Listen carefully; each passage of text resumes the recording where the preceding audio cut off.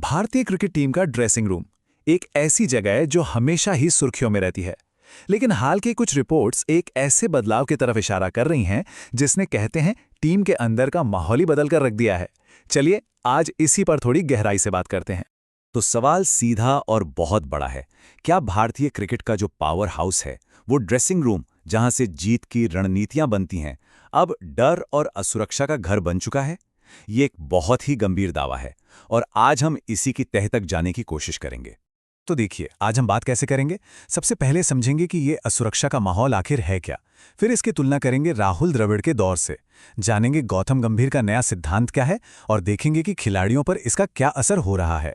और अंत में एक बड़े सवाल पर आकर रुकेंगे। तो कहानी की शुरुआत होती है एक शब्द से, इनसिक्योरिटी, यानी असुरक्षा। मीडिया रिपोर्ट्स का दावा है कि टीम के कई दिग्गज और युवा खिलाड़ी अपनी जगह को लेकर, अपने फ्यूचर को लेकर काफी चिंतित और असुरक्षित महसूस कर रहे हैं। और देखिए इस पूरी समस्या की जो जड़ बताई जा रही है वो है आत्मविश्वास की कमी।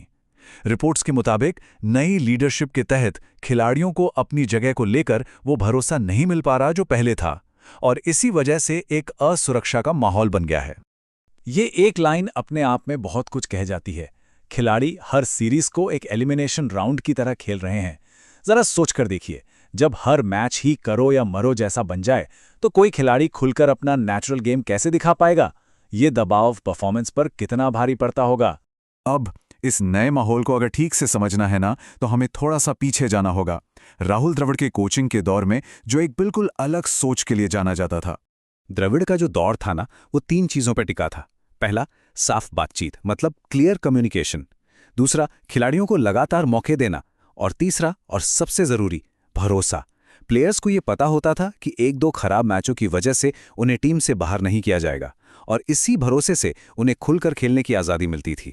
और अब आते हैं आज के दौर पर। गौतम गंभीर का सिद्धांत, इसे एक नो नॉनसेंस अप्रोच कहा जा रहा है, जहां फोकस किसी और चीज पर नहीं, सिर्फ और सिर्फ नतीजों पर है, रिजल्ट्स पर है।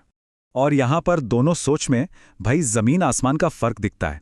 एक तरफ द्रविड़ का जोर भरोसे और संवाद पर था, तो दूसरी तरफ गंभीर का पूरा फोकस नतीजों पर है। जहां पहले खिलाड़ियों के रोल्स लगभग तय होते थे, अब बैटिंग ऑर्डर में काफी लचीलापन है और खुले संवाद की जगह एक नो नॉनसेंस रवैये ने ले ली। लेकिन यहीं पर एक बहुत बड़ा सवाल खड़ा होता है।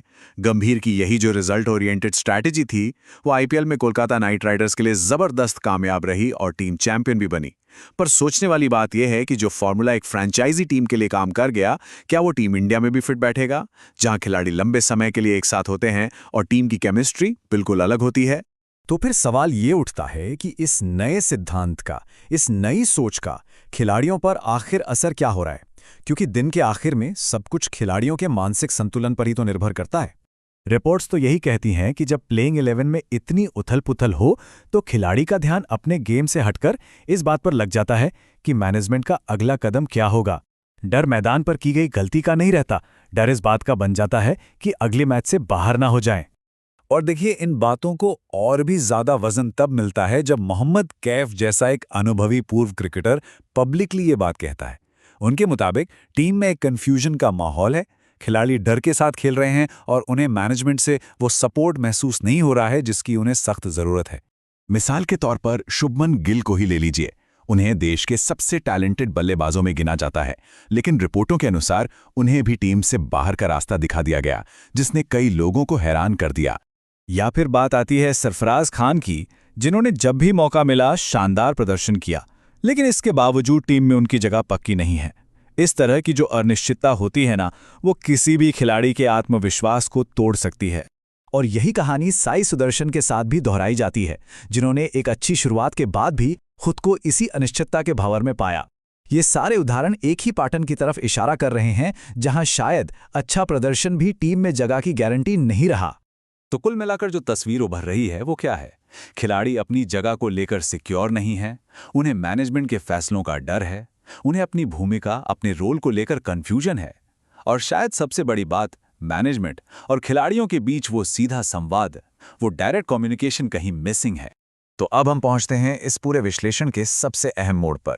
इन सभी बातों को देखने के बाद सवाल उठता है कि इस पूरे मुद्दे की जड़ क्या है?